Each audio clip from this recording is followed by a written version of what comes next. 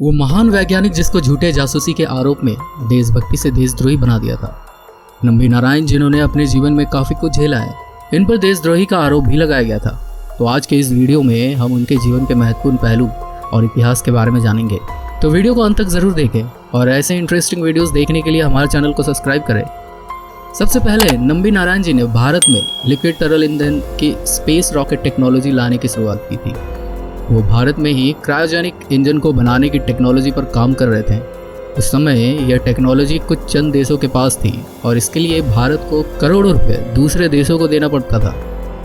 उनके बारे में कहा जाता है कि उन्होंने भारत में हाल ही में हुए मंगल मिशन को आज से 20 साल पहले ही पूरा कर दिया होता अगर उनके साथ वो एक हादसा ना हुआ होता जिसमें उन पर जासूसी के आरोप लगे थे और उन्हें देशद्रोही कहा गया था। उनका उद्देश्य था कि भारत इस टेक्नोलॉजी में आत्मनिर्भर बने। इसके लिए उन्होंने कड़ी मेहनत की थी। भारत में यह बहुत पहले आ भी जाती यदि उनके साथ वह षड्यंत्र रचा नहीं जाता। उन्हें इसमें बुरी तरह से फंसा दिया गया और उन पर जासूसी के झूठे आरोप लगाए गए और उन्हें फैसला आने से पहले ही देशद्रोही मान लिया गया था। नंबी नारायण ने वैज्ञानिक में विकास, रॉकेट इंजन में विकास और बदलाव करने में महत्वपूर्ण भूमिका निभाई थी। इस इंजन के उपयोग PSLV में किया गया था, यानी पोलर सैटेलाइट लॉन्च व्हीकल। इसके लिए उनको 2019 में भारत के तीसरे बड़े अवार्ड पद्म भूषण से सम्मानित भी किया गया था। जब नंबी नारायण अपनी नई बुलंदी पर पहुंचने वाले थे तो उन पर 1994 में इसरो में जासूसी का आरोप लगाया गया और उन्हें गिरफ्तार कर लिया गया। नंबी नारायण के जीवन का एक ऐसा समय था जब इनको वो जख्म भी सहने पड़े थे जब इन पर कई आरोप लगे थे।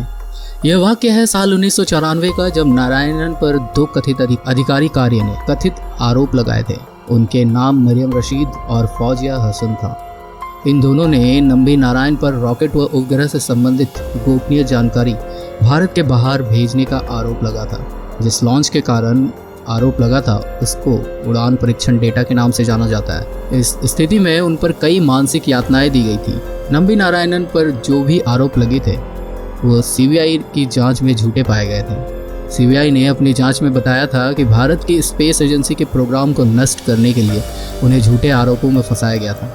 कुछ जानकारों की माने तो ये भी कहा जाता है कि उन्होंने उनका ऑफर लेने से इनकार कर दिया था, जिसके बाद अमेरिका के इशारों पर उन्हें तत्कालीन सरकार द्वारा फंसाया गया था। यह पूरा काम भारत के स्पेस सैटेलाइट को खत्म करने का था।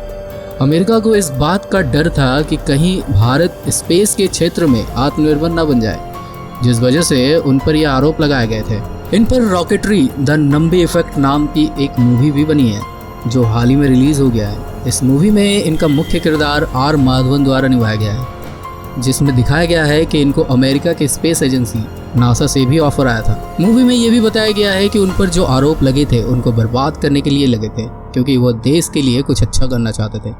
इसमें बताया गया है कि कैसे भारत के होनहार वैज्ञानिक और इसरो के स्पेस प्रोग्राम को समाप्त करने के लिए सत्ताधारियों ने षड्यंत्र रचा।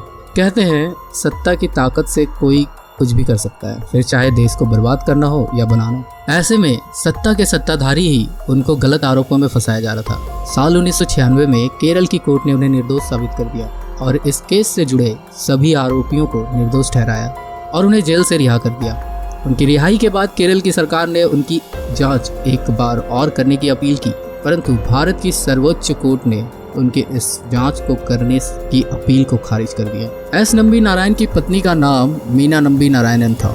देशद्रोह के आरोपों से उनका परिवार पूरी तरह से हिल गया था। इनके द्वारा कमाई गई सारी इज्जत और नाम बर्बाद हो गया था। पूरे देश में मीडिया ने उन्हें दोषी घोषित कर दिया था, वो भी जांच होने से पहले और कोर्ट का फैसला आने से पहले। इस पूरे घटनाकाल में उन्हें और उनके परिवार को बहुत सारी मानसिक और सामाजिक यातनाओं से गुजरना पड़ा था। उम्मीद करते हैं आपको ये वीडियो पसंद आया होगा। पसंद आया तो इसे लाइक, शेयर करें, नीचे कमेंट करें और ऐसे इंटरेस्टिंग टॉपिक पर वीडियो देखने के लिए हमारे चैनल को सब्सक्राइब करके बेल आइकन को प्रेस करें। मिलते हैं अगले वीडियो में एक नए टॉपिक के साथ।